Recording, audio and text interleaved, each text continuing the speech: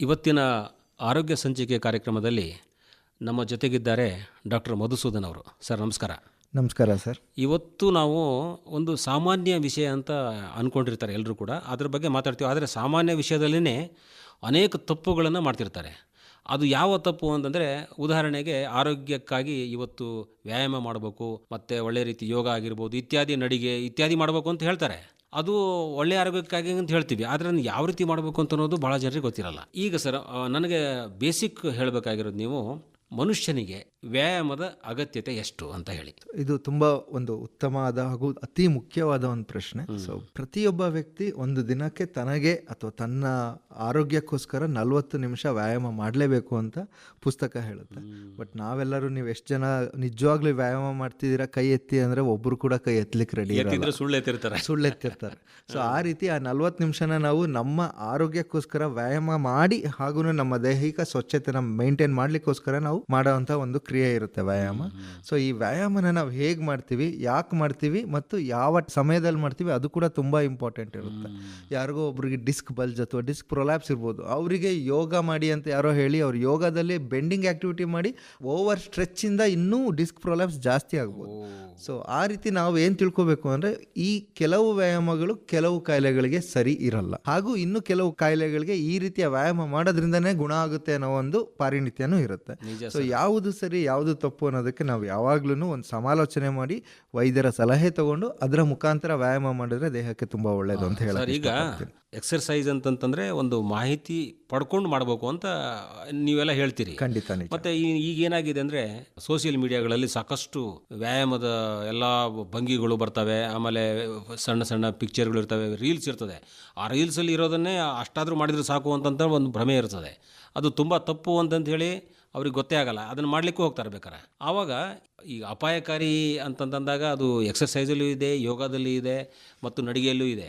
Walking ಅಂತ ಅನ್ನೋದು ತುಂಬ ಸಿಂಪಲ್, ಅದು ಏನು ಅದಕ್ಕೆ ಯಾವುದೇ ತಜ್ಞತೆ ಬೇಕಾಗಿಲ್ಲ ಅಂದಿರ್ತೀವಿ. ಅದರಲ್ಲೇ ವೈಜ್ಞಾನಿಕ ಅಂಶಗಳು ಇವೆ. ವಾಕಿಂಗ್ ಬಗ್ಗೆ ಹೇಳಿ ಸರ್. ಹೆಂಗೆ?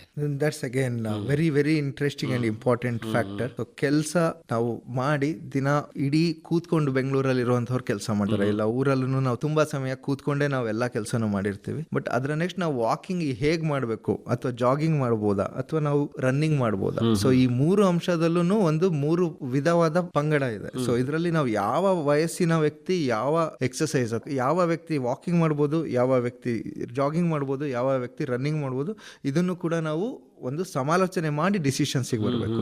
20-30 ವರ್ಷದ ಎಲ್ಲ ವ್ಯಕ್ತಿಗಳು ಅವ್ರು ರನ್ನಿಂಗ್ ಮಾಡಿದ್ರು ನಡೆಯುತ್ತೆ, ವಾಕಿಂಗ್ ಮಾಡಿದ್ರು ನಡೆಯುತ್ತೆ, ಜಾಗಿಂಗ್ ಮಾಡಿದ್ರು ನಡೆಯುತ್ತೆ ಅನ್ನೋದು ನಾವು ತಿಳ್ಕೊತೇವೆ. ಇದು ನೋಡಿ ಇಂಪಾರ್ಟೆಂಟ್ ತಾವು ಹೇಳ್ತಾ ಇರೋದು. ಈಗ ಕಲ್ ತಿಂದು ಕರಗಿಸೋ ವಯಸ್ಸು ಒಂದು ನಿಮ್ದು ಅಂತ ಹೇಳ್ತಾರೆ ಹಿರಿಯರೆಲ್ಲ. ಯುವಕರಿಗೆ ಹೌದು, ಏನು ಮಾಡಿದ್ರು ನಡೀತದೆ, ಬಿಕಾಸ್ ಅವ್ರದ್ದು ವಯಸ್ಸು.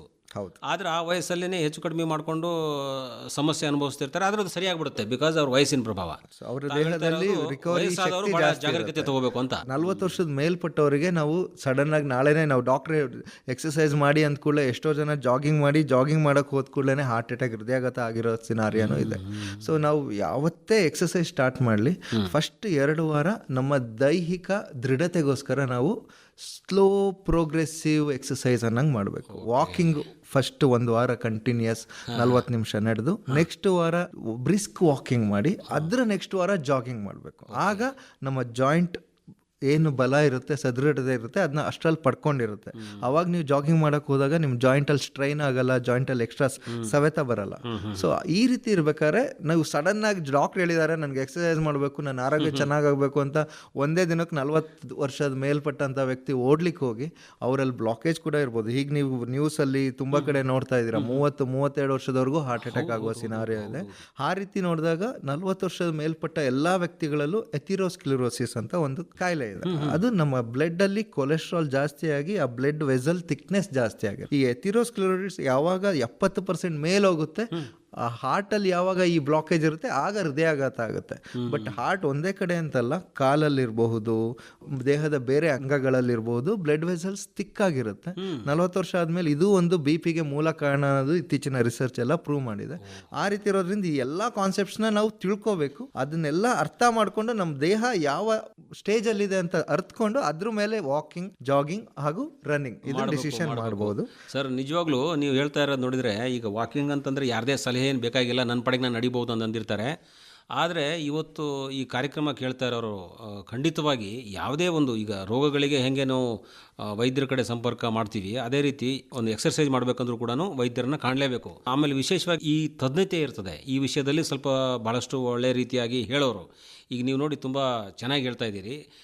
ಅದು ಯಾವ ಡಾಕ್ಟ್ರು ನನಗೆ ಉತ್ತಮ ಸಲಹೆ ಕೊಡಬಲ್ಲರು ಅಲ್ಲಿ ಹೋಗಿ ಮಾಹಿತಿ ಪಡಿಬೇಕು ಮುಖ್ಯವಾಗಿ.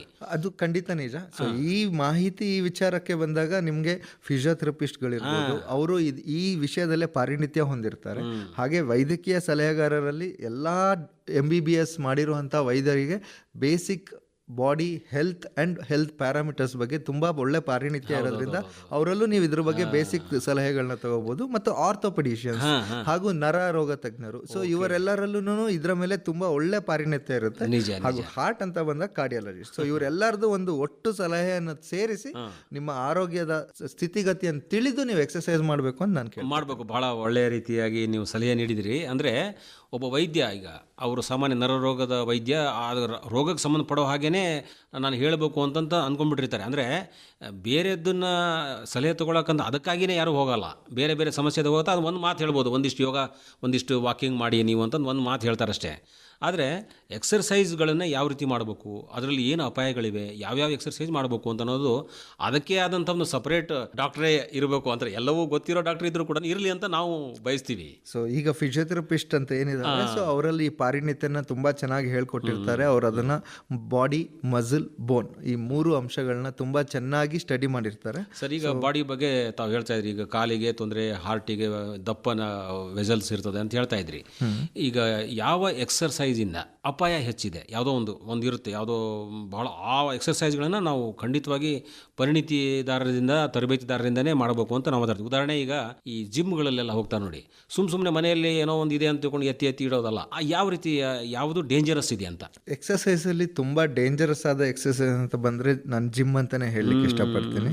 ಸೊ ಜಿಮ್ಮಲ್ಲಿ ನಾವು ವೆಯ್ಟ್ ಲಿಫ್ಟಿಂಗ್ ಏನು ಮಾಡ್ತಿರ್ತೀವಿ, ಸೊ ಇತ್ತೀಚೆಗೆ ಎಲ್ಲ ಆರ್ಥೋಪೆಡಿಕ್ ಕ್ಲಿನಿಕ್ಗಳಲ್ಲಿ ಹೋಗಿ ಅವರು ಮಾಡಿರುವ ಒಂದು ತಪ್ಪಾದ ಎಕ್ಸರ್ಸೈಸ್ ವಿಧಾನದಿಂದ ಅವರ ಶೋಲ್ಡರಲ್ಲಿ ಲಿಗಮೆಂಟ್ ಟಿಯರ್ ಆಗಿರಬಹುದು, ಅಥವಾ ಡಿಸ್ಕ್ ಬಲ್ಜ್ ಆಗಿರಬಹುದು, ಅಥವಾ ನೀ ಟ್ರೋಮಾ ಆಗಿರ್ಬೋದು. ಥ್ರೆಡ್ಮಿಲ್ ವಾಕಿಂಗ್ ಕೂಡ ಅಷ್ಟೇ. ಆ ಇನ್ಕ್ಲಿನೇಷನ್ನ ಫಸ್ಟಿಗೆನೇ ಆ ಜಿಮ್ಮಲ್ಲಿ ಹೋಗಿ ನಾನು ಸ್ಟ್ರಾಂಗ್ ಇದ್ದೀನಿ, ನಾನು ಇವತ್ತೇ ಎಲ್ಲ ನಡೆದು ಬೆವ್ರನ್ನೆಲ್ಲ ನಾನು ಇವತ್ತೇ ಸುರಿಸಿ ಸಣ್ಣ ಆಗಬೇಕು ಅಂತ ಕೆಲವರು ಸಡನ್ನಾಗಿ ಎಕ್ಸರ್ಸೈಸ್ನ ಮಾಡಲಿಕ್ಕೆ ತುಂಬ ತೀವ್ರ ಗತಿಯಲ್ಲಿ ಹೋಗ್ತಾರೆ. ಆ ರೀತಿ ಹೋದಾಗೆಲ್ಲ ತುಂಬಾ ಬಾಡಿಲಿ ಡ್ಯಾಮೇಜ್ ಆಗಿ ಅವರು ಆರ್ಥೋಪೆಡಿಕ್ಸ್ ಹತ್ರ ಹೋಗಿ ಅದಕ್ಕೆ ಸಲಹೆ ಆಗಿ ಟ್ರೀಟ್ಮೆಂಟ್ ತಗೊಳ್ಳೋ ಅಂತ ಪರಿಸ್ಥಿತಿ ಬಂದಿರುತ್ತೆ. ಜಿಮ್ ಬಗ್ಗೆ ಯೋಚನೆ ಮಾಡಲ್ಲ ಆಮೇಲೆ ಅವರು, ಅಂದ್ರೆ ಮಾಡೋದನ್ನ ಯೋಚನೆ ಮಾಡ್ಲಿಕ್ಕೆ ಹೋದ್ರು ಅವ್ರ ದೇಹ ಅದಕ್ಕೆ ಸ್ಪಂದಿಸಲ್ಲ. ಆ ರೀತಿ ಅಂತ ಸ್ಥಿತಿಗತಿಗೂ ಹೋಗ್ಬಿಡುತ್ತೆ. ಎಕ್ಸರ್ಸೈಸ್ ಮಾಡ್ಬೇಕಾದ್ರೆ ನಾವು ಏನಾದ್ರು ಒಂದು ತಪ್ಪು ವಿಧಾನ ಫಾಲೋ ಮಾಡಿದ್ವಿ, 10 kg ಒಂದೇ ದಿನಕ್ಕೆ ನನ್ನ ಶೋಲ್ಡರ್ ಮೇಲೆ ನಾನು ಇವತ್ತು ಎತ್ತುತ್ತೀನಿ ಅಂದ ಕೂಡಲೇ ನನ್ನ ಶೋಲ್ಡರ್ ಅದಕ್ಕೆ ಇಷ್ಟು ವರ್ಷ ಎತ್ತಿ ರೆಡಿ ಇರಲ್ಲ. ಸೊ ಸಡನ್ ಆಗಿ ನಾನು 10 kg ಮೇಲೆ ಎತ್ತುತ್ತೀನಿ ಅಂತ ಹೋದ ಕೂಡಲೇ ನನ್ನ ಶೋಲ್ಡರಲ್ಲಿರುವಂತಹ ಲಿಗಮೆಂಟ್ಸ್ಗೆ ಸ್ಟ್ರೈನ್ ಆಗ್ಬೋದು, ಅಲ್ಲಿರುವಂತಹ ಟೆಂಡಾನ್ಗಳಿಗೆ ಡ್ಯಾಮೇಜ್ ಆಗ್ಬೋದು. ಸೊ ಆ ರೀತಿ ಇರ್ಬೇಕಾದ್ರೆ ಪ್ರತಿಯೊಂದು ಎಕ್ಸರ್ಸೈಸ್ಗೂ ಒಂದು ಮಿತಿ ಅಂತಿರುತ್ತೆ. ಸೊ ಅದು ಏನು ಅಂತ ನಾವು ನಮ್ಮ ದೇಹಕ್ಕೆ ಯಾವ್ದು ಸರಿ ಅನ್ನೋದನ್ನ ತಿಳ್ಕೊಂಡು ನಾವು ಮಾಡಬೇಕು ಅಂತ ಹೇಳಕ್ಕೆ ಇಷ್ಟಪಡ್ತೀನಿ. ಈಗ ಈ ಕೆಲವು ತಾವು ಹೇಳ್ತಿದ್ರಿ ಜಿಮ್ ಆಗಲಿ ಅಥವಾ ಇತ್ಯಾದಿ ಇನ್ನೊಂದು ಯಾವುದೋ ತುಂಬ ಅಪಾಯದ ರೀತಿಯಲ್ಲಿ ಅದನ್ನು ಮಾಡೋಕ್ಕೆ ಹೋದಾಗ ಸಮಸ್ಯೆ ಅನುಭವಿಸ್ತಾರೆ. ತುಂಬ ಸರಳವಾಗಿ ಅಂತಂದರೆ, ಈಗ ಒಂದು ವಾಕಿಂಗ್ ಅಂತ ನಾವು ಅಂದ್ಕೊಂಡ್ಬಿಟ್ಟಿರ್ತೀವಿ, ಅದನ್ನು ಸರಿಯಾಗಿ ಮಾಡಬೇಕು, ಅದು ಬೇರೆ. ತುಂಬ ಸರಳವಾದಂತಹ ವ್ಯಾಯಾಮ ಅಂದರೆ ಯಾವುದು? ನನ್ನ ಪ್ರಕಾರ ನಾವು ಅತಿ ಮುಖ್ಯವಾಗಿ ಮಾಡಬೇಕಾಗಿರುವಂಥ ವ್ಯಾಯಾಮ ಮತ್ತು ಅತಿ ಹೆಚ್ಚು ನೆಗ್ಲೆಕ್ಟ್ ಮಾಡ್ತಿರುವಂಥ ಹಾಗೂ ಮಾಡದೇ ಇರುವಂಥ ವ್ಯಾಯಾಮ ನಮ್ಮ ಬೆನ್ನಿನ ಮಾಂಸಕ್ಕೆ ಬೇಕಾಗಿರುವಂಥ ಎಕ್ಸಸೈಸ್. ನಾವು ಒಂದು ಕೆಲಸ ಮಾಡ್ಬೇಕಾದ್ರೆ ಭಾರ ಎತ್ತಿರ್ತೀವಿ ಅಂದ್ಕೊಳ್ಳಿ, ಎತ್ತಬೇಕಾದ್ರೆ ನಮ್ಮ ಬಾಡಿ ಫ್ರಂಟ್ ಮಸಲ್ಸ್ ವರ್ಕ್ ಆಗುತ್ತೆ. ಆದರೆ ಆ ಬಗ್ಗೆ ಎತ್ತುವ ವ್ಯಾಯಾಮದಲ್ಲಿ ಬ್ಯಾಕ್ ಮಸಲ್ ಡ್ಯಾಮೇಜ್ ಆಗಿರುತ್ತೆ. ನಾವೆಲ್ಲ ನಮ್ಮ ಬ್ಯಾಕ್ ಸ್ಟ್ರೆಂತ್ ಆಗುತ್ತೆ ಅಂತ ಅನ್ಕೋತೀವಿ, ಬಟ್ ಅದಾಗಲ್ಲ. ಸೊ ಬೆನ್ನು ಕಾಣಿಸಲ್ಲ, ಬೆನ್ನಿಗೆ ಅದ್ರ ಫಲ ಸಿಕ್ಕಿರಲ್ಲ.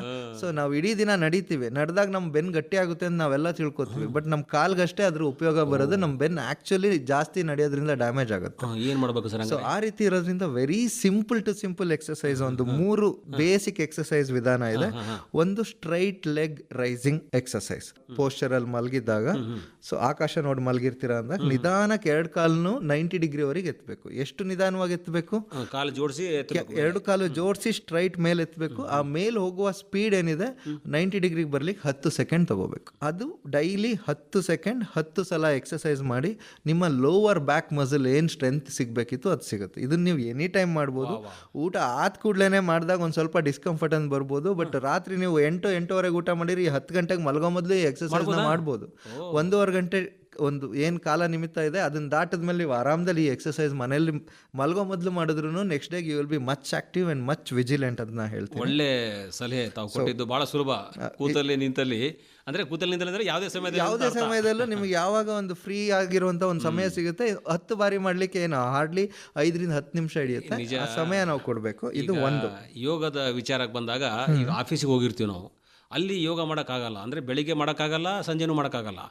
ಆಫೀಸಿಗೆ ಹೋದಾಗ ಅಥವಾ ಯಾವುದೇ ಒಂದು ಕೆಲಸಕ್ಕಂತ ಹೋದಾಗ ಅಲ್ಲಿ ಕೂತಲ್ಲೇ ಏನು ಯೋಗ ಮಾಡ್ಬೋದು ಅಂತ ಅನ್ನೋದನ್ನು ಹೇಳ್ತಾರೆ ಕೆಲವರು. ಅಂದರೆ ಅಷ್ಟಾದರೂ ಮಾಡಿ ಕಡೆಗೆ ಅಂತ. ಎಕ್ಸರ್ಸೈಸ್ ಹೇಗಿದೆ ಅಂದರೆ ಅದು ನಮ್ಮ ಉಸಿರು ಇದ್ದಂಗೆ, ನೀವು ಮಾಡಲೇಬೇಕು. ಈಗ ಮೊದಲ ಕಾಲದಲ್ಲಿ ಇರಲಿಲ್ಲ, ಇವಾಗ ವ್ಯಾಯಾಮ ಇಲ್ಲದ ಜೀವನ ಸರಿಯೇ ಇಲ್ಲ. ಇಲ್ಲಾಂದರೆ ಬಹಳ ಸಮಸ್ಯೆ ಅನುಭವಿಸ್ತಾ ಇದ್ದಾರೆ. ಆಫೀಸ್, ಯೋಗ, ಕೂತು ಇದ್ದಾಗ ಉಸಿರು, ಈ 3 ಪದನು ನೀವು ಯೂಸ್ ಮಾಡಿದ್ರೆ ಇದು 3ಕ್ಕೂ ರಿಲೇಟೆಡ್ ಆಗಿರುವಂಥ ಒಂದು ಬೆಸ್ಟ್ ಸಿಂಪಲ್ ಎಕ್ಸಸೈಸ್ ಇದೆ. ಇದಕ್ಕೆ 4-7-8 ಬ್ರೀತಿಂಗ್ ಟೆಕ್ನಿಕ್ ಅಂತ ಕರೀತಾರೆ. ಸೊ ಈ ಎಕ್ಸಸೈಸ್ ಏನಂದ್ರೆ ನೀವು ಯಾವ ಪೋಸ್ಚರಲ್ಲಿ ಕೂತಿರಿ ಅಥವಾ ಎಲ್ಲಿ ಕೂತಿರಿ, ಒಂದು ಹಾರ್ಡ್ಲಿ 2 ನಿಮಿಷ ಹಿಡಿಯುತ್ತೆ ಒಂದು ಸತಿ ಎಕ್ಸಸೈಸ್ ಮಾಡಲಿಕ್ಕೆ. ಸೊ ಅದನ್ನ ಇವಾಗ ನಾನು ನಿಮಗೆ 4-7-8 ಬ್ರೀತಿಂಗ್ ಟೆಕ್ನಿಕ್ನ ಹೇಗೆ ಮಾಡೋದು ಅನ್ನೋದನ್ನ ವಿಸ್ತರಿಸ್ತೀನಿ. ಸೊ 4 ಸೆಕೆಂಡ್ ನಿಮ್ಮ ಮೂಗಿಂದ ಜೋರಾಗಿ ಉಸಿರನ್ನ ಎಳ್ಕೋಬೇಕು. 4 ಸೆಕೆಂಡ್ ಉಸಿರು ಎಳ್ಕೊಂಡ್ಮೇಲೆ ಆ ಉಸಿರನ್ನ 7 ಸೆಕೆಂಡ್ 7 ಸೆಕೆಂಡ್ಸ್ ಹಾಗೆ ಹಿಡ್ಕೋಬೇಕು, ಹೋಲ್ಡ್ ಮಾಡ್ಕೋಬೇಕು, ತಡೆದು ಹಿಡ್ಕೋಬೇಕು. ಸೊ ನಿಮ್ಮ ಮನಸ್ಸಲ್ಲೇ ಆ ಕೌಂಟ್ ಮಾಡ್ಬೋದು. 1 ದಿನ 2 ದಿನಕ್ಕೆ ನಿಮಗೆ ಅದು ಅತಿ ಈಸಿಯಾಗಿ ರೂಢಿಯಾಗಿ ಹೋಗುತ್ತೆ. 7 ಸೆಕೆಂಡ್ ಆ ಉಸಿರು ಇಟ್ಕೊಂಡ್ಮೇಲೆ ಇನ್ನು 8 ಸೆಕೆಂಡ್ ಜೋರಾಗಿ ಮೂಗು ಮತ್ತು ಬಾಯಿಯಿಂದ ಉಸಿರು ಬಿಡಬೇಕು. ಸೊ ಈ ರೀತಿ 8 ಸೆಕೆಂಡ್ ಉಸಿರು ಬಿಟ್ಟು ಕೂಡಲೇ ಈ ಪ್ರೊಸೀಜರ್ ಮಾಡಿದ ಕೂಡಲೇ ಸೈಂಟಿಫಿಕ್ ರಿಸರ್ಚಲ್ಲಿ ಈ 4-7-8 ಬ್ರೀತಿಂಗ್ ಟೆಕ್ನಿಕಲ್ಲಿ ನಿಮ್ಮ ಲಂಗ್ ಕಾಂಪ್ಲಿಯನ್ಸ್ ಇಂಪ್ರೂವ್ ಆಗುತ್ತೆ, ನಿಮ್ಮ ಮನಸ್ಥಿತಿ ಇಂಪ್ರೂವ್ ಆಗುತ್ತೆ, ನಿಮ್ಮ ಫೋಕಸ್ ಇಂಪ್ರೂವ್ ಆಗುತ್ತೆ, ನೀವು ಮಾಡುವ ಕೆಲಸದಲ್ಲಿ ಎಫಿಷಿಯನ್ಸಿ ಇಂಪ್ರೂವ್ ಆಗುತ್ತೆ. ಸೊ ಈ ಎಲ್ಲ ಒಂದು ಸಿಂಪಲ್ ಎಕ್ಸಸೈಸ್ ಒಂದೇ ಒಂದು ಇಷ್ಟು ನಾನು ಇವಾಗ ಹೇಳಲಿಕ್ಕೆ 1 ನಿಮಿಷ ತೊಗೊಂಡಿದ್ದೀನಿ. ನೀವು ಮಾಡಿದ್ರೆ 15 ರಿಂದ 20 ಸೆಕೆಂಡಿಗೆ ಯು ಕ್ಯಾನ್ ಫಿನಿಶ್ 1. ಸೊ ಆ ರೀತಿ ಇರ್ಬೇಕಾದ್ರೆ ಈ 20 ಸೆಕೆಂಡಿಗೆ 1 ಬ್ರೆತ್ ಅಂದರೆ 1 ನಿಮಿಷದಲ್ಲಿ 3 ಸತಿ ನೀವು ಇದನ್ನು ಪ್ರಾಕ್ಟೀಸ್ ಮಾಡಿದ್ರೆ ಆ 30 ನಿಮಿಷಕ್ಕೆ 1 ನಿಮಿಷ ಬ್ರೇಕ್ ನೀವು ಆಫೀಸಲ್ಲಿ ಕೂತಿದ್ದಾಗ ನೀವು ಈ ತಗೊಂಡು ಈ ಬ್ರೀತಿಂಗ್ ಟೆಕ್ನಿಕ್ ಫಾಲೋ ಮಾಡಿ, you will see tremendous change in your over. ಮಧ್ಯಾಹ್ನ 3 ಗಂಟೆ ಆಗಿರ್ಬೋದು, ಸುಮ್ಮನೆ ಕೂತಿರ್ತೀವಿ ನಾವು, ಕೈಯಲ್ಲಿ ಮೊಬೈಲ್ ಇರ್ತದೆ, ಅದನ್ನು ಬಿಸಾಕ್ಬೇಕು ಪಕ್ಕಕ್ಕೆ. ಖಂಡಿತ ಟೆಕ್ನಿಕ್ ಅನ್ನ ಮಾಡಿದ್ರೆ ಬಹುಶಃ ಮನಸ್ಸಿಗೆ ಸಮಾಧಾನ ಬೇಕಂತಂದಾಗ ಮೊಬೈಲ್ ಇರಬಾರ್ದು ಕೈಯಲ್ಲಿ ಅಂತ ನಾವು ಅಂದ್ಕೊಂಡಿವಿ, ನೀವು ಎಲ್ಲರೂ ಅಂದ್ಕೊಂಡಿದ್ದೀರಿ. 100%. ಇಷ್ಟು ಮಾಡಿದ್ರೆ ಸಾಕು, ಭಾಳ ಒಳ್ಳೆ ರಿಯಲಿ. 4-7-8 breathing technique 478. ಸೊ ಇದನ್ನ ಗೂಗಲ್ ಮಾಡಿದ್ರು ನಿಮ್ಗೆ ಇದ್ರ ಮೇಲೆ ಎಲ್ಲ ಡೀಟೇಲ್ಸ್ ಕೂಡ ಸಿಗುತ್ತೆ. So it's a very nice breathing exercise which I can recommend. ಭಾಳ ಸುಂದರ ಸರ್. ಈಗ ಕೆಲವು ಈ BP, ಡಯಾಬಿಟಿಸ್ಸು ಹೀಗೆಲ್ಲ ಈ ಸಮಸ್ಯೆ ಸಾರ್ವಕಾಲಿಕ ಸಮಸ್ಯೆ, ಇವರಿಗೂ ಕೂಡ ಕೆಲವು ರೀತಿಯ ಎಕ್ಸರ್ಸೈಸ್ಗಳು ಬೇಕು ಅಂತ ಹೇಳಿ ತಾವೆಲ್ಲ ವೈದ್ಯರಾದವರು ಟೆಸ್ಟ್ ಮಾಡ್ತೀರಾ, ಯಾವ ರೀತಿ ಯಾವ ಸ್ಟ್ರೆಂತ್ ಹೆಂಗಿದೆ ಅಂತ ಹೇಳಿ ಹೇಳ್ತೀರಿ. ಇವರಿಗೆ ಸರ್ ಏನು ಸಲಹೆ ಕೊಡ್ಬೋದು? BP ಮತ್ತು ಶುಗರ್ ಇದು ಎರಡು ನಮ್ಮ ನರ ಮತ್ತು ರಕ್ತದಲ್ಲಿರುವಂತಹ ಸಕ್ಕರೆ ಲೆವೆಲ್ ಹಾಗೂ ನಮ್ಮ ಮಾಂಸಗಳಿರುವ ಆಗುವಂತಹ ಒಂದು ಕೆಮಿಕಲ್ ರಿಯಾಕ್ಷನ್, ಇದಿಷ್ಟನ್ನು ಚೇಂಜ್ ಮಾಡುವಂಥ ಕಾಯಿಲೆ. ಸೊ ನಾನು ತುಂಬ ನನ್ನ ಪ್ರಾಕ್ಟೀಸಲ್ಲಿ ನೋಡ್ತಿರೋದೇನೆಂದರೆ ಯಾರಿಗೆಲ್ಲ 10 ವರ್ಷದಿಂದ ಶುಗರ್ ಇದೆ ಎಲ್ಲರೂ ಬ್ಲಡ್ ಶುಗರ್ 150 ಮೇಲೆ ಇರುತ್ತೆ. ನಮ್ಮ ನರಗಳಿಗೆ 150 ಮೇಲೆ ಶುಗರ್ ಬ್ಲಡ್ ಅಲ್ಲಿ ಇದ್ದಾಗ ಆಹಾರ ತಗೊಳ್ಳುವಂಥ ಶಕ್ತಿ ಇರಲ್ಲ. ಸೊ ಅದರಿಂದ ನರಗಳ ಡ್ಯಾಮೇಜ್ ಆಗಿ ಕಾಲಿನ ನರಗಳು ವೀಕ್ ಆಗುತ್ತೆ, ಕಾಲಿನ ನರಗಳಲ್ಲಿರುವ ಸ್ಪರ್ಶ ಕಮ್ಮಿ ಆಗುತ್ತೆ. ಸೊ ಆ ರೀತಿ ಇರೋದ್ರಿಂದ ನಾನು ಪ್ರತಿಯೊಬ್ಬರಿಗೂ ಏನು ಹೇಳಕ್ ಇಷ್ಟಪಡ್ತೀನಿ ಅಂದ್ರೆ ತಮ್ಮ ಪಾದ ಹಾಗೂ ಮೊಣಕಾಲಿನ ಕೆಳಗಿರುವ ಮಸಲ್ಸ್ ಇದಕ್ಕೆ ಡೈಲಿ ಒಂದು 10 ನಿಮಿಷ ಎಕ್ಸಸೈಸ್ ಮಾಡಿ. ಕೂತಿರೋಲ್ಲೇ ಜಸ್ಟ್ ಕಾಲ್ನ ನಿಧಾನಕ್ಕೆ ನಿಮ್ಮ ಆಂಕಲ್ ಜಾಯಿಂಟ್ ಅಲ್ಲಿ ಮೇಲ್ ರೈಸ್ ಮಾಡಿ 10 ಸೆಕೆಂಡ್ ಆಂಕಲ್ ಜಾಯಿಂಟ್ ಅನ್ನು ಅದೇ ಪೊಸಿಷನ್ ಅಲ್ಲಿ ಟೈಟ್ ಆಗಿ ಇಟ್ಕೊಳ್ಳಿ, ನಿಧಾನಕ್ಕೆ ಕೆಳಗೆ ಬಿಡಿ. ಸೊ ಈ ರೀತಿ ಮೇಲೆ ಬಿಡೋದು. ಆದ್ರೆ ನಾನು ಬಸ್ ಓಡಿಸ್ತಾ ಇದ್ದೀನಿ, ಕಾರ್ ಓಡಿಸ್ತಾ ಇದ್ದೀನಿ ಅನ್ಕೋಬೇಕು. ಡೆಫಿನೆಟ್ಲಿ ಆ ಟೈಮಲ್ಲಿ ನಾವು ಹೇಳಿದ್ನ ಫಾಲೋ ಮಾಡಕ್ ಹೋದ್ರೆ ಇನ್ನೂ ಬೇರೆ ರೀತಿ ಆಗುತ್ತೆ. ಸೊ ಎಲ್ಲಿ ನೀವು ಫ್ರೀ ಸಮಯ ಸಿಗುತ್ತೆ, ನೀವು ಯಾವಾಗ ಫ್ರೀ ಆಗಿ ಕೂತಿರ್ತೀರಾ ಆವಾಗ ಈ ಬೇಸಿಕ್ ಸ್ಟೆಪ್ ಮಾಡಿ ನೋಡಿ, ಅರ್ಧ ಸರ್ಕ್ಯುಲೇಷನ್ ಇಂಪ್ರೂವ್ ಆಗುತ್ತೆ ಮತ್ತು ಆ ನರಗಳು ಇಂಪ್ರೂವ್ ಆಗುತ್ತೆ, ಅಲ್ಲಿರೋ ಮಸಲ್ ಟೋನ್ ಇಂಪ್ರೂವ್ ಆಗುತ್ತೆ. Very important. ಅಂಡ್ ಇಂಡೈರೆಕ್ಟ್ಲಿ ಇದು BP ನೂ ಕಂಟ್ರೋಲ್ ಮಾಡ್ಲಿಕ್ಕೆ ಹೆಲ್ಪ್ ಮಾಡುತ್ತೆ. ಆಮೇಲೆ ಈಗ ಅದು ಕಾಲಿನ ಕಡೆ ಗಮನ ಅಷ್ಟೇ ಕೊಡ್ಬೇಕಾ, ಮತ್ತೆ ಕೈ ಬಾಯಿ ಇಡೀ ದೇಹ? ಇಡೀ ದೇಹ ಎಲ್ಲ ಎಕ್ಸಸೈಸ್ ಎಸ್ಪೆಷಲಿ ಶುಗರ್ ಕೆಲವು ಸಲ ಈಗ ಅವ್ರ ಸ್ಟ್ರೆಂತ್ ಎಷ್ಟಿದೆ ಅಂತ ಅನ್ನೋದನ್ನ ಪರೀಕ್ಷೆ ಮಾಡ್ತೀರಿ ನೀವು, ಯಾವ ಮಟ್ಟಕ್ಕೆ ಮಸಲ್ ಟೋನ್ ಅನ್ನೋದು ನಾವು ನೋಡ್ತೀವಿ. ಸೊ ಶುಗರ್ ಪೇಷಂಟ್ಸ್ಗಳಿಗೆ ಅವರು 10 ವರ್ಷದ ಮೇಲೆ ಶುಗರ್ ಇದ್ರೆ ಮಸಲ್ ಟೋನ್ 5/5 ಅನ್ನೋಂತಿರೋದು 4/5 ಅಂತ ನಾವು ರೀಡಿಂಗ್ ಮೆಡಿಕಲ್ ಟರ್ಮಲ್ಲಿ ಹೇಳ್ತೀವಿ. ಸೊ ಆ ರೀತಿ ಬಂದಿರುತ್ತೆ, ವೀಕ್ ಆಗಿರುತ್ತೆ. ಸೊ ನನ್ನ ಒಂದು ಬೇಸಿಕ್ ಸಜೆಷನ್, ಮನೇಲಿ ಒಂದು 2 kg ಡಂಬಲ್ ಎಲ್ಲ ಶುಗರ್ ಪೇಷಂಟ್ಸ್ಗಳು 2 kg ಡಂಬಲ್, ಇವನ್ ಇಂಡೈರೆಕ್ಟ್ಲಿ ಒಂದು 2 ವಾಟರ್ ಬಾಟಲ್. ಸೊ ಆ 2 ವಾಟರ್ ಬಾಟಲ್ ಇಟ್ಕೊಂಡು ಎಕ್ಸಸೈಸ್ ಮಾಡಿದ್ರು ನಿಮ್ಮ ಬಾಡಿಯಲ್ಲಿರೋ ಎಷ್ಟೋ ಸ್ಟ್ರೆಂತ್ ಇಂಪ್ರೂವ್ ಆಗುತ್ತೆ. ಅದು ಡಂಬಲ್ಸ್ ತಗೊಳ್ಳೋ ತನಕ ಆಲ್ಟರ್ನೇಟಿವ್. ಸೊ ಅದು ಸಿಕ್ಲಿಲ್ಲ ಅಂದ್ರೆ 2 kg ನೀವು ಏನೇ ಆಲ್ಟರ್ನೇಟಿವ್ ಅವರು ಇರ್ಬೋದು. ಸೊ ಅದನ್ನ ಪ್ರತಿ ಜಾಯಿಂಟಿಗೂ ಫೋಕಸ್ ಮಾಡಿ. ಆ ಜಾಯಿಂಟ್ ಅಲ್ಲಿ ಏನು ಆ ಜಾಯಿಂಟ್ ಇದು ಪಾರಿಣಿತ್ಯ ಕೆಲಸ ಅನ್ನಂಗಿರುತ್ತೆ. ಇವಾಗ ಎಲ್ಬೋ ಜಾಯಿಂಟ್ ಅನ್ನೋದು ಅಂತಿರ್ಬೋದು, ಅದು ನಮ್ಮ ಕೈನ ಮಡಿಸ್ಲಿಕ್ಕೆ ಯೂಸ್ ಆಗುತ್ತೆ. ಆ 2 kg ಇಟ್ಕೊಂಡು ನಿಧಾನಕ್ಕೆ ಮಡಚಿ ನಿಧಾನಕ್ಕೆ ಸ್ಟ್ರೈಟ್ ಮಾಡಿ. That will increase your bicep strength. ಹಾಗೇನೆ ನಿಮ್ಮ ಶೋಲ್ಡರ್ ಲೆವೆಲಿಂದ ಕೈನ ನಿಧಾನಕ್ಕೆ ಮೇಲ್ ಮಾಡಿ ಕೆಳಗಿಳಿಸಿ, ಅದು ನಿಮ್ಮ ಡೆಲ್ಟಾಯ್ಡ್ ಮಸಲ್ ಹಾಗೂ ನೆಕ್ ಮಸಲ್ ಸ್ಟ್ರೆಂಥನಿಂಗ್ ತುಂಬಾ ಉಪಯೋಗ ಬರುತ್ತೆ.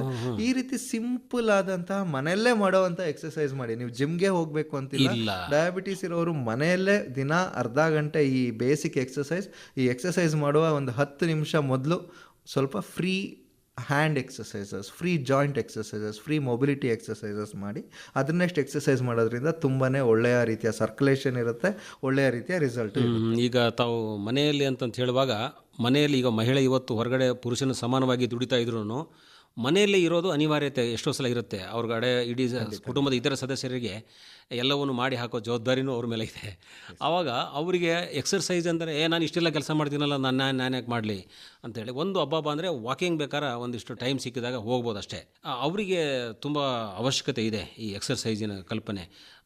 ಆ ಕಲ್ಪನೆ ಬಿಡಬೇಕಲ್ಲ ಸರ್. ಮನೆಯಲ್ಲಿ ನಾನು ತುಂಬ ಕೆಲಸ ಮಾಡ್ತಾ ಇದ್ದೀನಲ್ಲ, ನನಗೆ ಬೇಕು ಅಂತೇಳಿ ಮನೆಯಲ್ಲಿ ನಾವು ಈಗ ಸ್ಟಾರ್ಟಿಂಗಲ್ಲಿ ಡಿಸ್ಕಸ್ ಮಾಡಿದಾಗೆ ನಾವು ಏನೇ ಮನೆಯಲ್ಲಿ ನೀವು ಕೆಲಸ ಅವ್ರು ಏನು ಮಾಡ್ತಾರೆ ಯೋಚನೆ ಮಾಡಿ, ಅದೆಲ್ಲ ಬೆಂಡ್ ಆಗಿ ಹಾಗೂ ಭಾರ ಎತ್ತುವಂಥ ಆಕ್ಟಿವಿಟಿ ಇರುತ್ತೆ.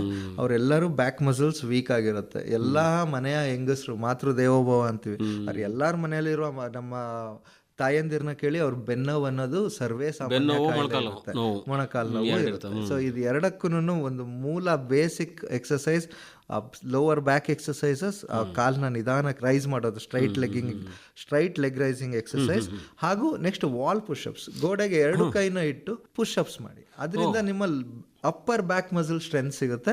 ಪ್ಲಸ್ ಎಲ್ಲ ಕೆಲಸದಲ್ಲೂ ನಮ್ಮ ನೆಕ್ ಸ್ಟ್ರೈನ್ ಆಗಿರುತ್ತೆ, ನೆಕ್ಕಲ್ಲಿ ಒತ್ತಡ ಇರುತ್ತೆ. ಆ ಒತ್ತಡ ರಿಲೀಸ್ ಮಾಡಲಿಕ್ಕೆ ಸ್ಲೋ ನೆಕ್ ರೊಟೇಷನ್. ಒಂದು ಸತಿ ನೆಕ್ ರೊಟೇಟ್ ಮಾಡಿದಾಗ 10 ಸೆಕೆಂಡ್ ಟೈಮ್ ಹಿಡಿಬೇಕು. ನಾರ್ಮಲಿ ನಾವು ನೆಕ್ ರೊಟೇಷನ್ ಮಾಡಿ ಅಂದಾಗ ಕೆಲವೆಲ್ಲ ಪೇಷಂಟ್ಸ್ 1-2 ಸೆಕೆಂಡಿಗೆ ಒಂದು ರೊಟೇಷನ್ ಮಾಡಿ ಕೊನೆಗೆ 1 ವಾರ ಆದ್ಮೇಲೆ ಕತ್ ನೋವು ಅಂತ ಬಂದಿರ್ತಾರೆ. ಸೊ ಆ ರೀತಿ ಇರೋದ್ರಿಂದ 10 ಸೆಕೆಂಡಿಗೆ 1 ರೊಟೇಷನ್ ಅನ್ನೋದನ್ನ ನೆನ್ಪಿಟ್ಕೊಳ್ಳಿ. ಆಗ ನೀವು ರೊಟೇಟ್ ಮಾಡ್ಬೇಕಾದ್ರೆ ನಿಮ್ಮ ಏನು ತಲೆಯ ತೂಕ ಇರುತ್ತೆ ಅದೇ ಡಂಬಲ್ ಆಗುತ್ತೆ. ಅದೇ ಅದನ್ನು ಯೋಗದ ದೃಷ್ಟಿಯಲ್ಲಿ ನೋಡಿದಾಗ ಅದು ವೃತ್ತಾಕಾರವಾಗಿ ಇನ್ಹೇಲ್ ಎಕ್ಸೇಲ್ ಎರಡನ್ನೂ ಕರೆಕ್ಟ್ ಸಮ ಪ್ರಮಾಣದಲ್ಲಿ ಮಾಡಬೇಕಾಗತ್ತೆ. ಹೀಗೆ ಒಂದು ಬಲಬದಿಯಿಂದ ಹಿಂದೆ ಹೋದಾಗ ತಗೋಬೇಕು, ಮತ್ತು ಮುಂದೆ ಬಂದಾಗ ಬಿಡಬೇಕಾಗತ್ತೆ. ಆ ಎಲ್ಲ ಕ್ರಮಬದ್ಧವಾಗಿ ಮಾಡಿದ್ರೆ ಓಕೆ. ದಟ್ ಈಸ್ ವೆರಿ ಉಸಿರಾಟ ತುಂಬ ಮುಖ್ಯ ಅಂತೇಳಿ ನಾವು ಯೋಗದಲ್ಲಿ ಹೇಳ್ತೀವಿ. ಅದೇ ರೀತಿ ಬೇರೆ ಕೆಲಸ ಕಾರ್ಯಗಳು ಮಾಡುವಾಗೂ ಭಾಳ ಪ್ರಮುಖ ಆಗುತ್ತೆ. ಈಗ ಒಬ್ಬರು ಏನೋ ಒಂದು ಎಕ್ಸರ್ಸೈಸ್ ಮಾಡಬೇಕಂದಾಗ ಕೆಲವು ಪರೀಕ್ಷೆಗಳನ್ನು, ಉದಾಹರಣೆ ಅವರಿಗೆ BP ಶುಗರ್ ಎಷ್ಟಿದೆ ನೋಡಿಕೊಂಡು ಎಕ್ಸರ್ಸೈಸ್ ಅದಕ್ಕೆ ಇಳಿಬೇಕಾಗತ್ತಾ? ಏನು ಪರೀಕ್ಷೆಗಳನ್ನು ಮಾಡ್ಕೋಬೇಕಾಗತ್ತೆ? ಎಸ್ಪೆಷಲಿ ಯಾವುದೇ ಒಂದು ವ್ಯಕ್ತಿ 40 ವರ್ಷದ ಮೇಲಿದ್ದು ಆಗ ಅವ್ರು ಎಕ್ಸಸೈಸ್ ಅಥವಾ ಫಿಸಿಕಲ್ ಆಕ್ಟಿವಿಟಿನ ಸ್ಟಾರ್ಟ್ ಮಾಡ್ತಾ ಇದ್ರೆ ಬೇಸಿಕ್ ಹೆಲ್ತ್ ಚೆಕಪ್ ಮಾಡಿಸ್ಲೇಬೇಕು. ಹಿಂದೆ ನಮಗೆ ಬ್ಲಡ್ ಟೆಸ್ಟ್ ಎಲ್ಲ ಕಡೆನೂ ಆಗ್ತಿರ್ಲಿಲ್ಲ, ಬಟ್ ಈಗ ಎಲ್ಲ ಕಡೆ ಬ್ಲಡ್ ಪ್ಯಾರಾಮೀಟರ್ಸ್ನ ಮನೆಗೆ ಬಂದು ಕೂಡ ಮಾಡ್ತಿದ್ದಾರೆ. So height, weight, BP, sugar, ಹಾಗೆ ಇನ್ನೊಂದು ಅತಿ ಇಂಪಾರ್ಟೆಂಟ್ ಬ್ಲಡ್ ಟೆಸ್ಟ್ ಇತ್ತೀಚಿನ ದಿನಗಳಲ್ಲಿ ನಾನು ನೋಡ್ತಾ ಇರೋಂಥದ್ದು ವಿಟಮಿನ್ D ಮತ್ತು B ಡಿಫಿಷಿಯನ್ಸಿ. ಸೊ ಬೆಂಗಳೂರಲ್ಲಿ ನೀವು 100 ಜನರನ್ನ ವಿಟಮಿನ್ B ಮತ್ತು D ಟೆಸ್ಟಿಂಗಿಗೆ ಒಳಪಡಿಸಿ ಐ ಕ್ಯಾನ್ ಟೆಲ್ 75 ಜನಕ್ಕಿಂತ ಮೇಲೆ ಆ ವಿಟಮಿನ್ D ಕೊರತೆ ಇರುತ್ತೆ, 60 ಜನಕ್ಕಿಂತ ಮೇಲೆ ವಿಟಮಿನ್ B ಕೊರತೆ ಇದೆ. ಸೊ ಇದು ಎರಡನ್ನೂ ನಮ್ಮ ದೇಹದ ಪೋಲಿಸ್ಗಳಿದ್ದಾಗ, ಸೊ ಆ 2 ಅಂಶಗಳು ಕಮ್ಮಿ ಇದ್ದಾಗ ನಮ್ಮ ದೇಹದ ಸದೃಢತೆ ಕಮ್ಮಿ ಆಗಿರುತ್ತೆ. ಸೊ ಈ ಎಕ್ಸಸೈಸ್ ಎಲ್ಲ ಸ್ಟಾರ್ಟ್ ಮಾಡೋ ಮೊದಲು ಇದನ್ನೆಲ್ಲ ಪ್ಯಾರಾಮೀಟರ್ನ ನೀವು ಸೆಟ್ ರೈಟ್ ಮಾಡಿಕೊಂಡು ಎಕ್ಸಸೈಸ್ ಮಾಡಿ ನೋಡಿ. You will see wonderful result without any side effects. ಯಾವುದೇ ಒಂದು ಅಡ್ಡ ಪರಿಣಾಮ ಇಲ್ಲದೆ ಆರೋಗ್ಯದಲ್ಲಿ, ದೇಹದಲ್ಲಿ ಚೈತನ್ಯಕ್ಕೆ ಬರಬೇಕು ಅಂದರೆ ಈ ಎಲ್ಲ ಬೇಸಿಕ್ ಪ್ಯಾರಾಮೀಟರ್ನ ಟೆಸ್ಟ್ ಮಾಡಿಸಿ ನೀವು ತಿಳ್ಕೊಂಡು ಅದನ್ನು ಕರೆಕ್ಟ್ ಮಾಡ್ಕೊಂಡು ಮಾಡಿದ್ರೆ ತುಂಬಾ ಉಪಯೋಗ ಆಗುತ್ತೆ. ಇಮಿಡಿಯೇಟಾಗಿ ನಾಳೆನೇ ನಾನು ಎಕ್ಸಸೈಸ್ ಮಾಡ್ತೀನಿ ಅಂತ ನಾಳೆನೇ ಹೋಗಿ ಒಂದು 10 ಸತಿ 10 kg ಡಂಬಲ್ ಎತ್ತಿದ್ರೆ ನೆಕ್ಸ್ಟ್ ಡೇಗೆ ಮಸಲ್ ಫೈಬರ್ ಡ್ಯಾಮೇಜ್ ಆಗುತ್ತೆ. ನರಗಳಲ್ಲಿ ವಿಟಮಿನ್ B ಕೊರತೆ ಇದ್ರೆ ಆ ನರಗಳ ಡ್ಯಾಮೇಜಿಂದ ಮತ್ತೆ ರಿಕವರಿ ಟೈಮು ಲೇಟ್ ಆಗುತ್ತೆ. ಆ ರೀತಿ ಇರೋದ್ರಿಂದ ಇದೆಲ್ಲಂದು ನಾವು ತಿಳ್ಕೊಂಡು ಮಾಡ್ಕೋಬೇಕು. ಈಗ ವಿಟಮಿನ್ D ಅಂತ ಹೇಳ್ತಾ ಇದ್ರಿ, ಅದು ಗುಳಿಗೆ ಸಿಗುತ್ತಲ್ಲ, ತಗೊಂಬಿಟ್ರೆ ಆಯ್ತಲ್ಲ ಅಂತ ನಾವು ಒಂದು ವಿಚಾರ ಮಾಡ್ತೀವಿ. ಇನ್ನೊಂದು ಆಹಾರದ ಮೂಲಕವಾಗಿ ಅಥವಾ D ಅಂತಂದಾಗ ಹೊರಗಡೆ ಹೋಗಬೇಕು ಅಂತ ಅನ್ನೋದು ಇದೆ. ಏನು ಮಾಡಬೇಕು? ಸೊ ವಿಟಮಿನ್ D ಇದು ಸೂರ್ಯನಿಂದ ಸೂರ್ಯನ U V radiation 240 nanometres and below ಅಂತ ಹೇಳ್ತೀವಿ.